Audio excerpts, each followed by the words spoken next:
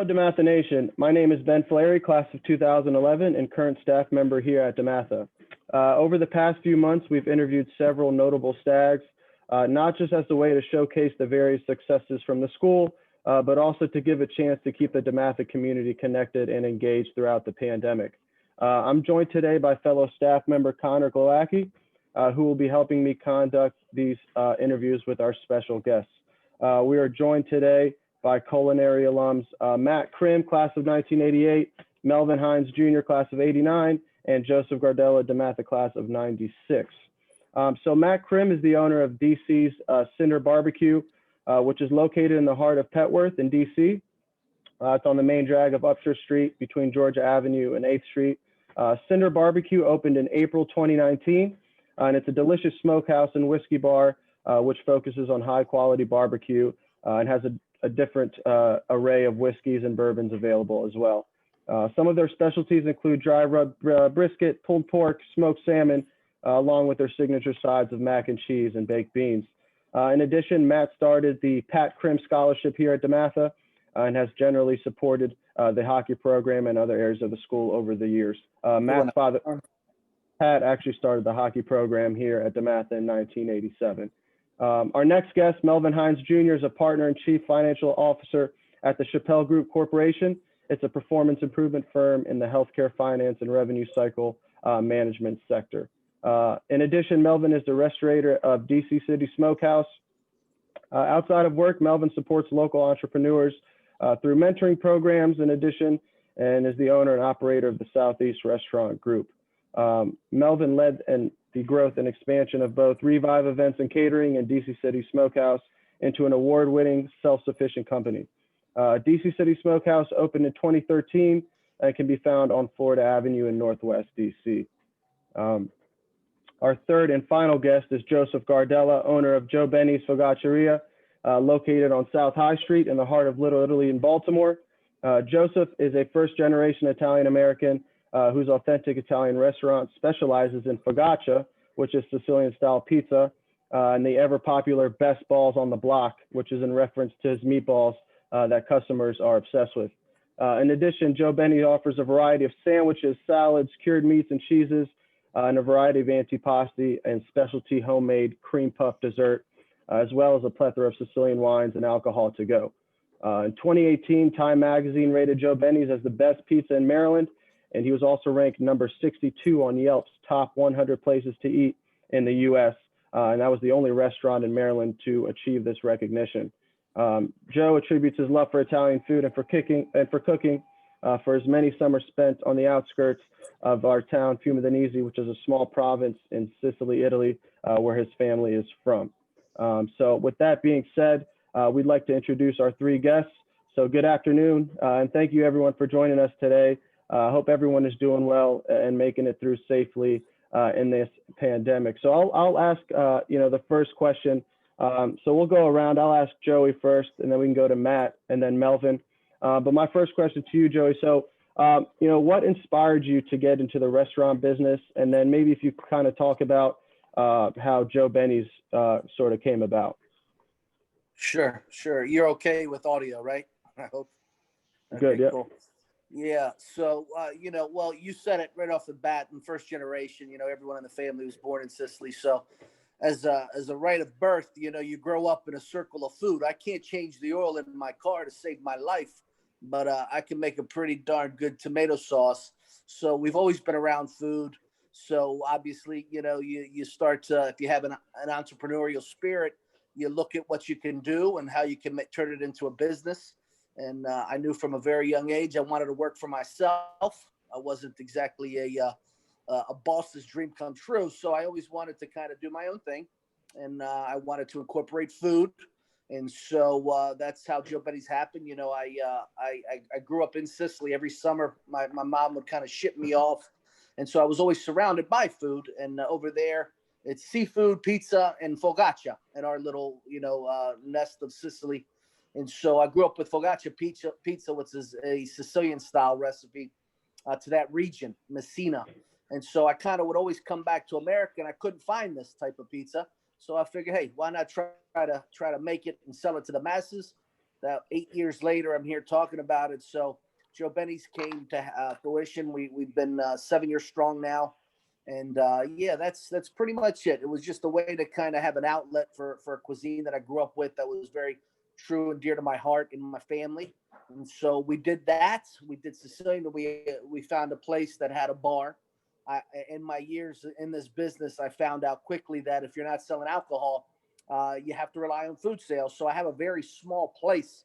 So I knew that probably wasn't going to be the case for me. So I had to find a liquor license.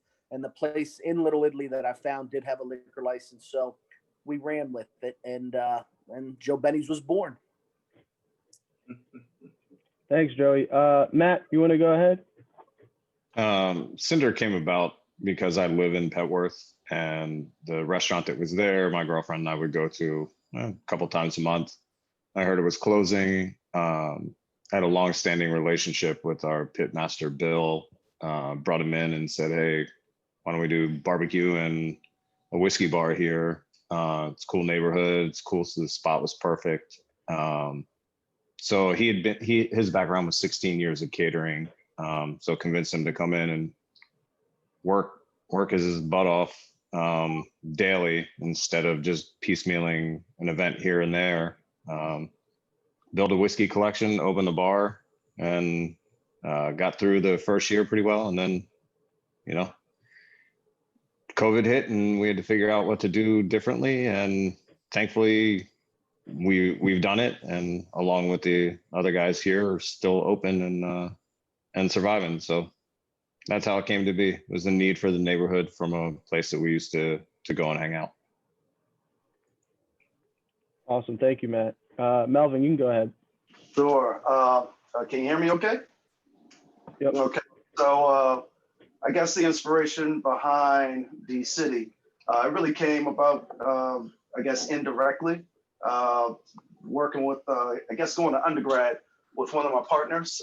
We kind of hosted parties. We would do events while in Atlanta, Georgia. Once we both graduated, we ended up back in the DC area. We decided to come together to set up a catering company, events and catering, just kind of operating in that space. But we did have a retail space that I wanted to utilize. So we sort of backed into coming up with the concept of barbecue, something that, sort of comforting year round. But, we decided to concentrate on that. And our original location was at 8 Florida Avenue. We were able to take the success of that. We were able to really develop the concept and some great taste. So we were able to take that success and move to a larger location. About 2 blocks down at 203 Florida Avenue, Northwest, and the rest is history. We've been going since 2013. We're excited, for what's to come, and it's a lot of exciting things coming up for us. Well, thanks again for being on today. And before we get to questions, from the audience, Thanksgiving is next week. So my question for each of you: what was a typical Thanksgiving meal look like for you and your family? What are some of the things you have to have on the Thanksgiving table? And Melvin, maybe you can start us off. Well, it's funny. My family and I were just discussing that this past weekend. I think typically I'm the traditional Thanksgiving turkey and sides, but because this year is such an unconventional, sort of mixed up year, we'll probably do something a little different. We were actually, I'm the one kind of pushing the charge, looking at doing sort of a seafood-based meal. So it'll probably be more seafood, maybe some of the traditional sides as well. You can't go wrong with seafood. Matt, how about yourself? A number of years ago when we were living in an apartment building and we do like a friend's Thanksgiving, like somebody would host the appetizers, somebody would host entrees, somebody would host dessert, somebody else would host cocktails. I was just trying to come up with something different, and I started doing turkey enchiladas. So we would get whole turkeys, break down the breasts and fry them or roast them or smoke them, whatever, and then use the dark meat in a braise with like fresh tomatillos, garlic, cilantro, cumin, all that. Shred that off, mix it with cheese, roll it up, and bake it with a fresh tomatillo sauce. And people were like, man, that I've never had that. That's not going to work for me. And then it was the first thing to go the first year. And then the following year, I was like, I'm not going to do it. And everybody, there was an uprising, and they were like, there's no way we have Thanksgiving without turkey enchiladas anymore. So they've been a mainstay through that whole period of living in an apartment and hosting friends to like now when family shows up. Unfortunately, they're not going to make it this year because there's only 2 of us doing Thanksgiving, but they'll be back next year. When I watch this over, I'm going to have to take notes because these are sounding really good. Joey, what about you and Gardella family? This is going to come as a shocker, but we do Italian food. So we start my mom and my aunt the whole day before. They'll make it's a particular noodle, macaroni, and that's it's kind of like a long penne, if you will, about the size of your index finger, and they make them one noodle at a time.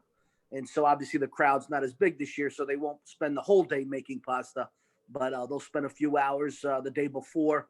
And we traditionally eat pasta, and then we make a sauce that's meat-based. We cook off some spare ribs, sausage, meatballs, and then we build the sauce around that. So it's a very rich, meaty sauce that goes with the macaroni noodles.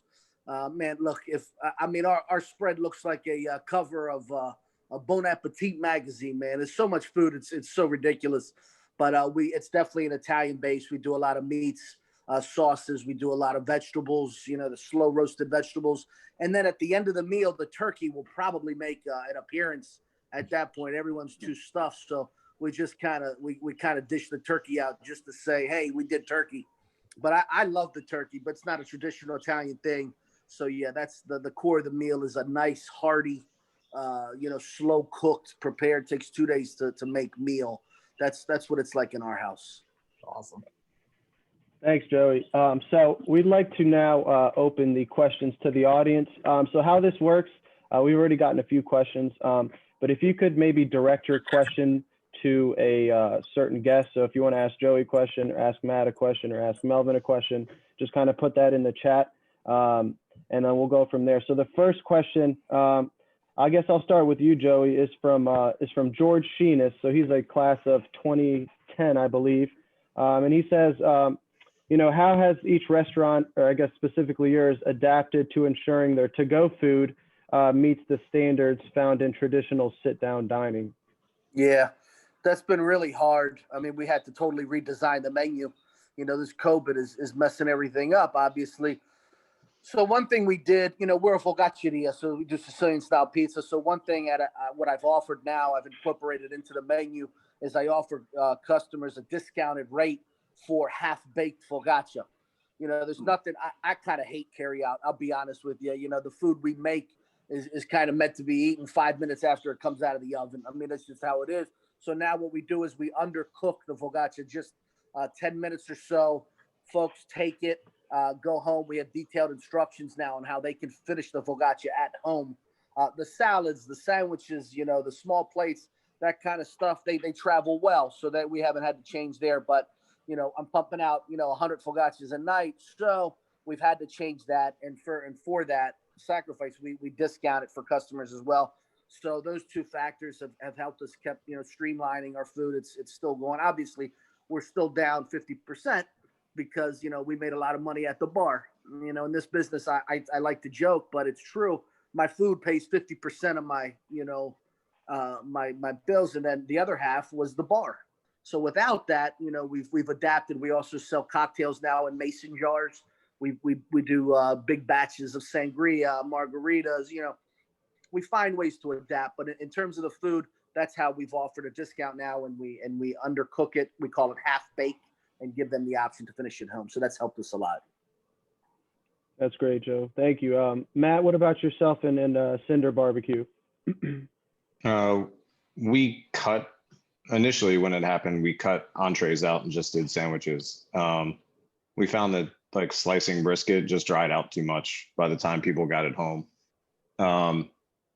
you also had supply issues with getting brisket, getting pork butts, getting ribs. Then you had massive price increases, and you just couldn't afford to have any waste. Waste kills a restaurant anyway, but when your sales are down 25, 50%, you literally cannot have any waste. So since we've figured out that we've made it this far, and when the pandemic started, you know, everybody was kind of like week to week, what are we going to do? And then we realized, well, the neighborhood supported us so well that we went from week to week to 2 weeks to 2 weeks to 3 weeks to 3 weeks. And then we realized, well, we might be able to make a go of this. So after we got through what was a terrible August, which I'm sure Melvin probably can attest to in DC, it was just awful, the dregs. We closed for a week, came back, added some new daily specials to keep people interested, not necessarily barbecue focused. Started to bring back some menu items. And to Joe's point, booze sales have helped tremendously. We had a cigar and whiskey bar for about 6.5, 7 years up in Friendship Heights. Probably the second largest whiskey collection in the city. At one point in time, it was about 450 different SKUs. So based on those long-standing relationships that I had, when we opened Cinder, it was a big whiskey program for a small like neighborhood place. And in stockpiling a bunch of those bottles, whiskey's a hot category. From the beginning, people just started coming out to buy bottles and bottles and bottles of stuff that they couldn't get, or they just wanted to say, hey, we want to buy a bottle to support you guys. So that's helped. But now, since whiskey became such a hot category in the last 4 to 5 years, everybody fights for the same bottles now. You know, an Indian restaurant wants to have Blanton's bourbon. 6 years ago, Indian restaurant didn't care if they had Blanton's bourbon. Now everybody wants the same stuff. So it's difficult. You just, you know, lean on the long-standing relationships, hope the suppliers keep coming through, and then you make the best of it. Thank you, Matt. Melvin, how about yourself in D City Smokehouse? So we had a slight advantage because we were sort of built for carry out and take out. Our original location was more of a pick up and go. We had, you know, small seating area, but overall it was built for carry out. So we took that same tradition down the street. Although we do have in-house dining, you know, come March, April, we had to shut all that down, you know, totally. So we were able to sort of leverage that sort of our operational model from there and utilize that. So we were, you know, I almost say we were built for these type of conditions. But as summer came, as the warmer weather came, we actually built out our outside. We had an outside deck area that was, you know, perfect for outside dining. We actually introduced a new concept of daiquiris, of frozen drinks that was perfect during, you know, those warmer months. But, you know, we did have our challenges. Matt mentioned the fact that, you know, just getting vendor deliveries and, you know, sourcing things became a little more difficult. But, you know, from our standpoint, I almost feel like our meat, you know, our products are better the second day. So taking them home, you know, not finishing everything, warming it up the next day, it's almost like, you know, you just came right out of our restaurant. So the flavors pop right out, you know, based on that. Hey guys, Kimberly Hines Monroe, she wants to know if your places are offering any types of dishes for Thanksgiving. Maybe we can just go through all three of you real quick. And if you do have something, maybe name one thing. Matt, maybe we could start with you. We actually partnered with a local business on Upshur Street called Lulabelle's. They're a sweet shop and they do baking stuff. They pivoted and turned into a marketplace. We just partnered with them and supplied them turkeys, green beans, brisket, gravy, and they sold out. So it was great, a great partnership. And I just have to go in and we have to cook everything Sunday and Monday, get it cryovac and send it over to them on Wednesday. All right. Melvin, how about you in DCity Smokehouse? We are doing a full Thanksgiving menu that can be found online. I don't know if you guys can see that, but you can be found on our website, DCitySmokehouse.com. You know, it's the turkey and all the fixings. I would really, you know, if I were to really push anything, it would be our smoked turkey. We place those turkeys in our smoker, let them get those juices and the flavors. It's delicious. So we'll be taking orders up through, I believe it's going to be on Tuesday. So, if anybody's interested, go check us out on DCitySmokehouse.com, and the information can be found there. Awesome. And Joey, anything at Joe Benny's you guys got going on for Thanksgiving? Yeah, actually we do. So, we like to joke, but one of our slogans is best balls on the block. We take pride in our meatballs. It's a fourth generation recipe. So what we did is take a spin on that. And so now for the holidays, we're going to be catering our turkey balls. And so what they are, we take a nice turkey, ground it up, and then we do we mix it with our mixture for our meatballs. So we'll have those available by the tray. We are also doing our bird balls. So there'll be also buffalo chicken balls, and then our traditional balls. You can get them, 50, 100, 200 meatballs per tray. So, it's more of a side dish, but it's definitely a fan favorite. So if you have a few people over, they can kind of pick as they go. And then we also spin on those best balls. We do sweet balls. So I do like a cream puff dessert. And for the holidays, we're going to do like a pumpkin pie sweet mousse that we do with a graham cracker crumble and an apple pie balls, which I make a nice cinnamony vanilla mousse, coat the cream puffs. And then we'll do like a nice caramelized apple crumble over top. So again, two options. We definitely don't do like Melvin has the turkey, Matt, they'll do those things. We don't have the hardcore items, but we do some of those. We cater some of those side, like I said, the meatballs, the turkey balls, and the puffs, the cream puffs. Thank you, Joe, man. This is making me hungry, man. I just ate. This is great. Next question. So Sean Coiner, this is for Matt Krim. So Sean Coiner, class of 2000, says to Matt, he's a bourbon collector, and he asks, what's your personal favorite bourbon, and what's the most special bottle you own, either as a business or personal? Wow. That's kind of a loaded question. Yeah. I'll say the most special bottle we own is an Eagle Rare Double Eagle 20-year. 299 bottles were produced. We've got one of them right now. Market value on them is somewhere between 10 and 15 grand. I know one sold pre-pandemic in DC for 15 grand. Auction now is around 12. I haven't popped it. I haven't tried it. It's sitting around waiting for a rainy day. If somebody needs it, feel free to email me.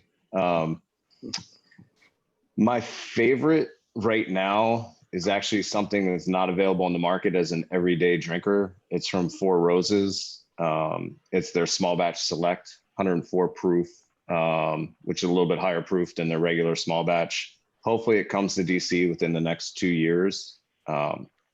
Delicious. I've done a couple of single barrels with Four Roses, really like that distillery.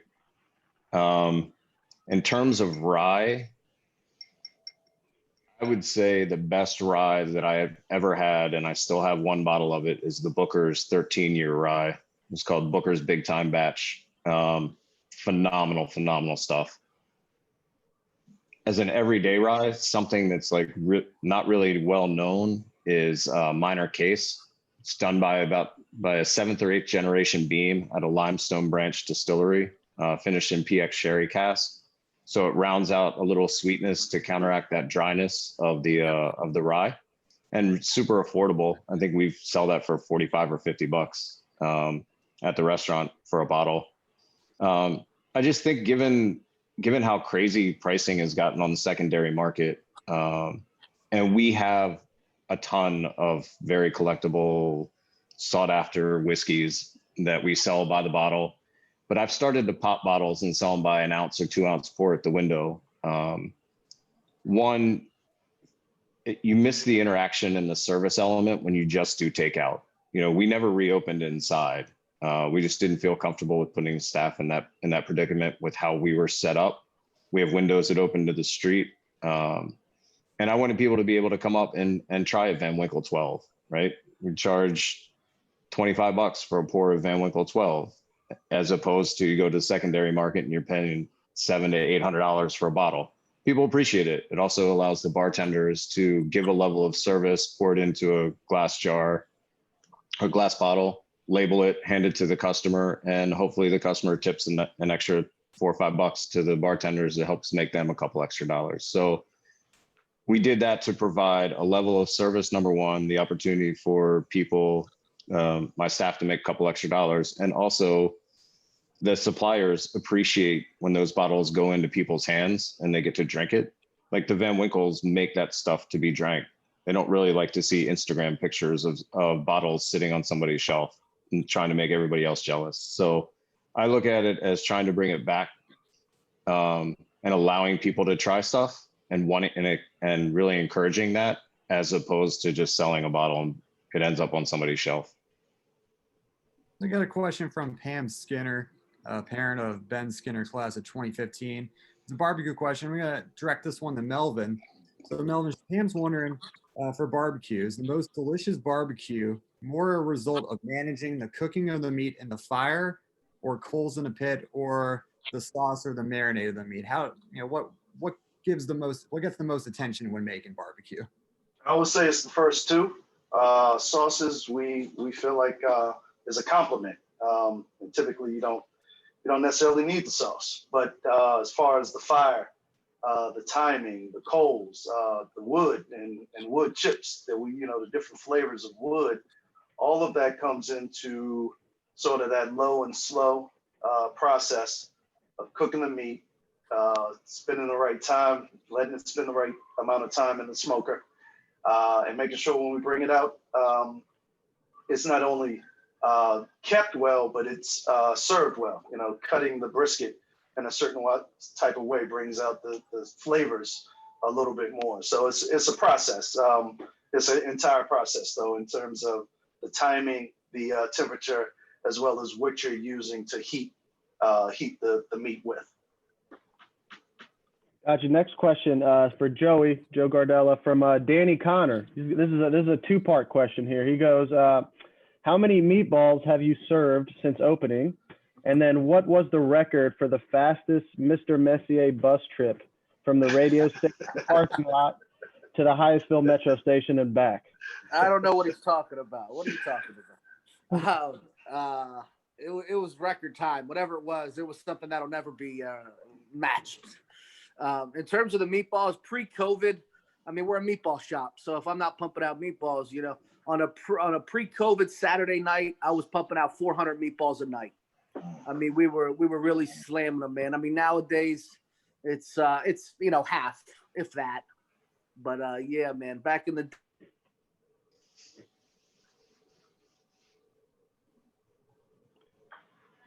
Joey, you're on mute. Joey, we can't hear you. You lost him. Joe, we can't hear you.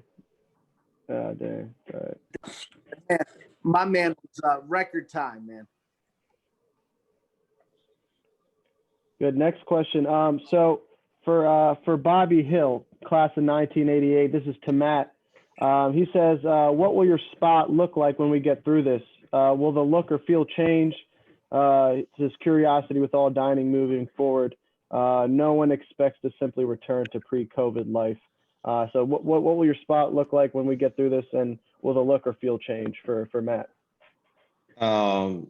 That's a good question. We hope that there's going to be some light at the end of the tunnel sometime in the beginning of Q2 next year. I don't know that consumer behavior goes back to what it was pre-COVID immediately. Like, I'm not going to go sit at a bar next to somebody because, quite honestly, I just realized how dirty people were when soap got sold out immediately. I was like, doesn't anybody wash their hands? Like, this is ridiculous. So I would like to see it return to some sense of normalcy. I think we have a back room that we were using for like small semi-private events, for 12 to 15 people. We've turned that into like dry storage. We're going to start using, we may end up expanding the kitchen and bringing in another concept, which you're seeing a bunch of people do. doing some new cooking techniques with sous vide cooking, which would eat into that. So that's not really an answer, but I also think, like with Melvin's point of you're kind of built for carry out, barbecue can be that way. And I would think if we look to expand the concept at some point in time, we look to what D City Smokehouse was initially, a smaller footprint. We don't need a 30-person bar. I'd like to have, you know, maybe 6 or 8 bar seats, a chair rail around the outside, and a nice patio. And I think the consumer confidence will be shaken for a while, and that's the way to kind of survive and moving forward. That's awesome. Philip Berger, class of 96. Well, first of all, he gives a shout out to Joey, you know, fellow class of 96ers over there. Hey, Phil. He wanted to ask all three of you, how concerned are you for the stakeholders in your business? He notes that it's pretty apparent that you care about your employees. So this is going to be kind of a tough question. And Joey, maybe you can start us off. Listen, it's all about uncertainty. You know, to Matt's point, who knows what's going to happen to myself. I wish I had an answer, but everything is so up in the air right now. You know, I'm fortunate because I have a very small staff. There's only 10 of us. So, you know, we're fortunate enough to have half of our staff members actually have full-time jobs. So they're going to be good. You know, I want to be optimistic, right? I want to say that we're all going to be good when we weather this storm, but who knows, right? We've never been faced with this kind of dilemma. You know, I don't know what's in the future. I don't know what's in stake for us, but I know what's in store for us rather. But I know that we're gonna be. I'm forced to keep moving forward, right? When this first started, you know, I was picking up the slack, the missing hours I was paying out of pocket. You know, I wanted to keep my staff. I wanted to keep my regulars. I wanted to keep everyone happy. The more we go on this road, the more uncertain I've become. I don't know. You know, you find ways to survive, but, you know, Phil, it's a good question, man. And I really don't know. I don't know what the future holds for us. I know that until I'm going to keep going, and hopefully something will change. You know, hopefully something will happen, a vaccine, but it's going to be people's mindset. Like Matt said, it's going to take a long time for people to return to the way they used to think. And maybe that's a good thing, but for business, who knows, man? I just know that something has to happen soon, and I hope it does for the sake of everyone involved, my employees, my regulars, everyone. Melvin, can you share some perspective from D City Smokehouse? Yes, it's the same thing that Joe just mentioned. It's staying to the course. We don't know what's going to happen. I mean, there's been a level of uncertainty since March, April, constant uncertainty.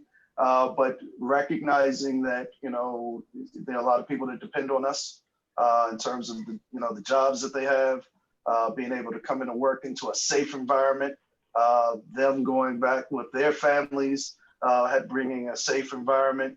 I try to be pretty open with my staff. We meet on a pretty regular basis to talk about any changes from CDC guidelines, local guidelines, and making sure that they feel safe in terms of customers coming in. So it's been an open dialogue, but you know, the message I've given them is, you know, it is uncertain right now, but we are trying to continue and provide the same great level of service that we always have throughout this whole pandemic. I've tried to push same hours, full menu, full hours, trying to keep everything as consistent as possible because, you know, our additional stakeholders, you know, our customers, you know, they come to depend on us. They come to us on a regular basis. They want to feel safe. So it's just making sure all the, you know, necessary stakeholders are involved, are clear on what we're doing in terms of our approach and trying to remain that way. We haven't had anyone catch the bug throughout this process, you know, so far, thank God, but you know, we're still diligent. You know, we can't let up as we see, and with this latest surge, things could pop up at any minute. So it's just trying to be prepared at the end of the day for anything that may come forward. Matt, is there anything you'd like to add from Cinder Barbecue's perspective on this? I think we're not that we're a success story, but we're okay at this point. So our stakeholders are like, just keep doing what you're doing. And I firmly believe, after hearing some stuff from another industry, from that Dr. Scott Gottlieb gave a presentation to, that his expectations, and this is a guy who was the head of the FDA and has been on CBS Morning News every Sunday, and his predictions and analysis has been almost 100% accurate. But he is anticipating the next 3 months are going to be just horrific. And then you'll start to see some more accessibility to the vaccines come March, April, where they anticipate somewhere between 40 and 50% of the country will have had COVID and have antibodies or have had the vaccine, which those numbers then start to stop the spread and transmission, which is why I mentioned earlier, somewhere around Q2, we should see some sense of normalcy.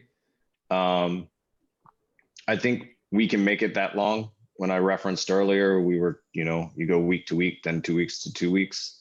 We then got to a place where we were comfortable going month to month. And now, if there is light at the end of the tunnel, and I think everything that DC has done in offering grants and everything, and we've been fortunate to apply for those and get them, has helped us. And I think we're going to be able to weather the storm, and we've messaged that to the stakeholders, to the employees. If it drags on much longer than that, who knows? To Joe and Melvin's points, like, we just don't know. We've never done it before. But as we plan out, I think the next 90 days are just going to be awful. And if we can get through that, I think then there really is light at the end of the tunnel for everybody. Thank you, Matt. So this is going to be to all three of you. This is a question for myself. So let's start with Joe Benny, right? So, I'm a customer, never been to Joe Benny's before. I walk into Joe Benny's. What do I have to get? Like, what's a go-to meal at Joe Benny's? What do I get from the menu? Well, you're good. We're gonna stuff a meatball down your throat, whether you want it or not. So that's what we do. We do a nice beef pork blend. I mean, everyone wants to always know why is our meatball so good? Well, my mother still makes my breadcrumbs for the meatballs.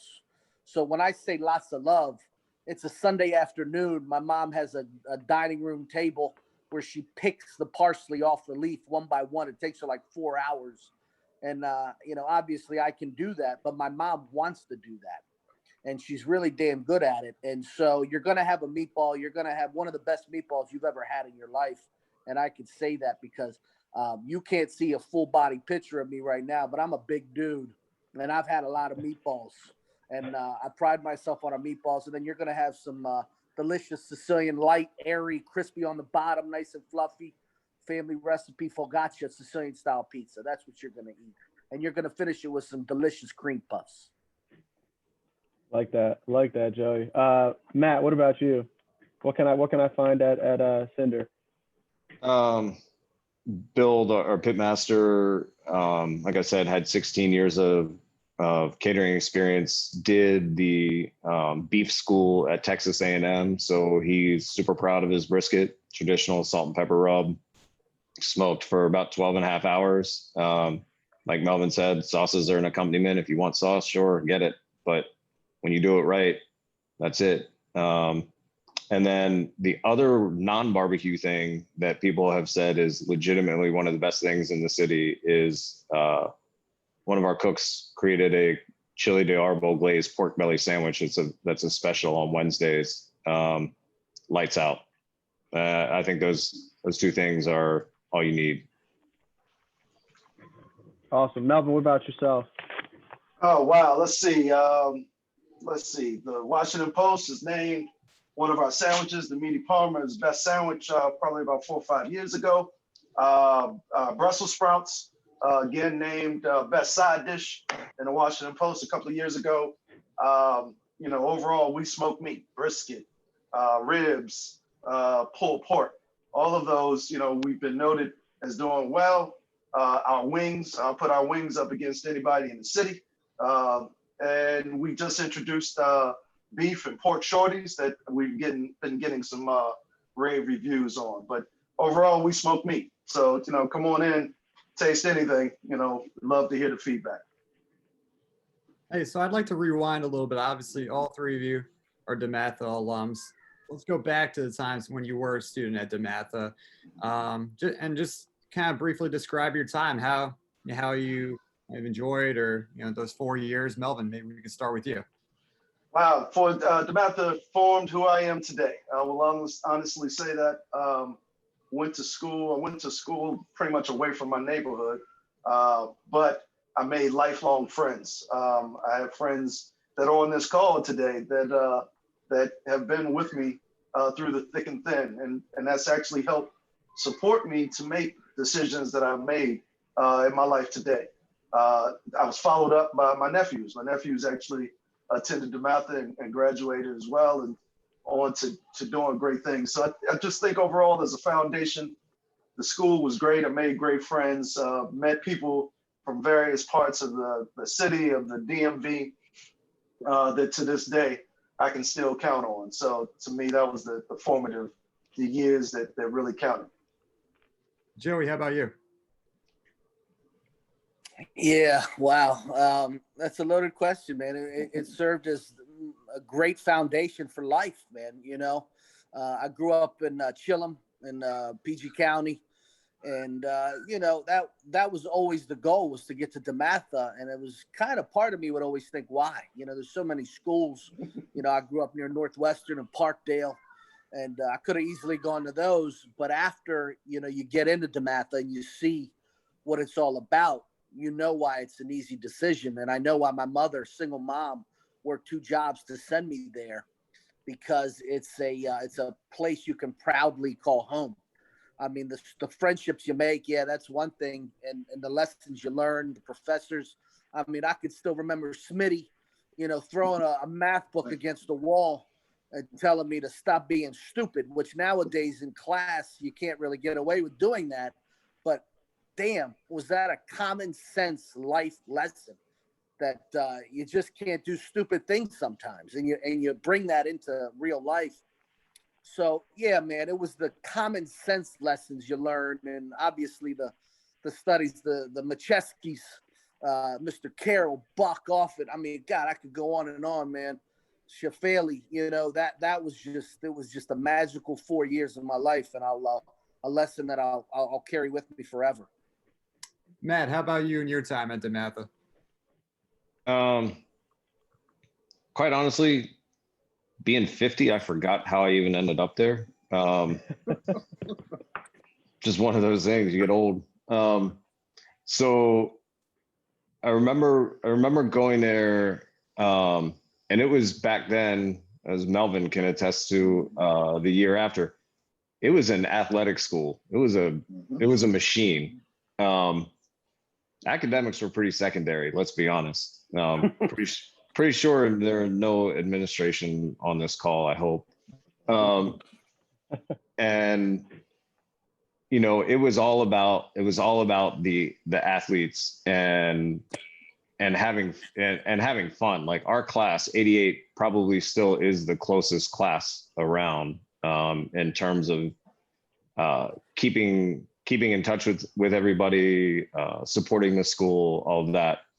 But there was no hockey team, as Ben said in the beginning. My dad and I started that 87, 88, my senior year.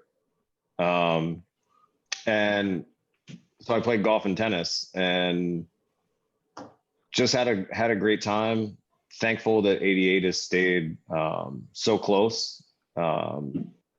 Seems to support everybody. And I was just happy ultimately to be able to give back and create the scholarship in my dad's name. We send kids of military families or first responders to DeMatha that otherwise might not be able to afford it. So that's about it. Awesome, thank you. So I'm going to ask one more question. I know we could talk about this all day. This has been great. But last question, we'll go around the table as well. I guess I'll start with Melvin. I just want to know, was there a specific person maybe who inspired you to get into the restaurant business or own a restaurant? Like, was it, you saw your mom cooking, you saw your aunt cooking, something like that? Was there like a specific person, or maybe it's something happened that inspired you to kind of, get into this business? I don't know. It wasn't so much a person as much as sort of the concept of hospitality. Like I said earlier, we started from, more or less entertaining people. I get joy out of seeing people have a good time. Just the fact that we can put on an event, whether it's just, something simple in my home, all the way up to, catered event. We'd like to see people, enjoy themselves. And, the best, the quickest satisfaction, if you will, is to be in the restaurant and, see people take a first bite, maybe their first time there. And, you can see the joy that they enjoy it, or even reading the ratings that come along online all the time. And of course, you get the negative ones too, but I always feel like that's a chance to improve on what we're doing. So if there is someone, that had a negative experience, being able to adjust it. But overall, it's just looking for that satisfaction from that paying customer. Yeah, for sure. Matt, what about you? I think it sort of stemmed out of my background. We owned a couple cigar shops, and then we opened the cigar and whiskey lounge, but didn't have a kitchen. We partnered with a restaurant. And then I saw the challenges of partnering with a restaurant and not having your own kitchen. You're always sort of second rate. Sometimes ticket times for a wing could be an hour, and then your customers are really mad, but the restaurant wants to take care of their own. And I get that. So when the ability to open our own came about, and knowing Bill and thinking barbecue was a good concept because there wasn't really anything close. And my background in whiskey, I thought we can make a go of it. And it's not been without its challenges before COVID, and it'll not be without its challenges, God willing, after COVID, that everybody's still here. But I can also say, I remember back, I lived in Southwest from 99 to 2015. And the first good barbecue I got in DC was from D City, because it was available to be delivered. And there were multiple times that my friends and I would get it delivered or somebody would pick up. So there was not really good barbecue in DC until DCity Smokehouse opened. And so I think Melvin should be applauded for starting to create a culture of where barbecue became much better than it ever was in DC. Thank you. Appreciate that. JB? Yeah, I mean, we grew up with my grandmother, my grandfather, my mom. So, I was always kind of like, wow, this food is really good. It's better than anyone else's. We should take it to the next level. But one of my first job for an entire year, I was actually going to DeMatha. I washed dishes and I cleaned up at Three Brothers in Kenilworth Avenue. And I did that for a few years. And I think that was like Mario Rapoli just passed away this past year. He was my first boss.